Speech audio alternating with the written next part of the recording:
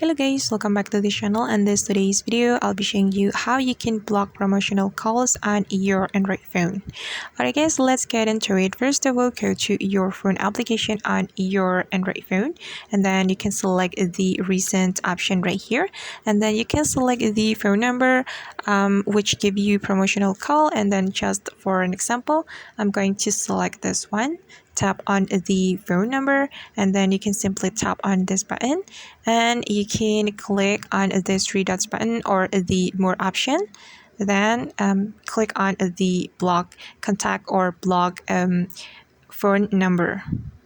Okay, and you will get this question, and you can simply click on block right here. Okay, and right after you block the phone number, you won't get promotional calls anymore from that phone number. Alright guys, and that's how basically we can block promotional calls on Android phone. I hope this tutorial will be helpful for you.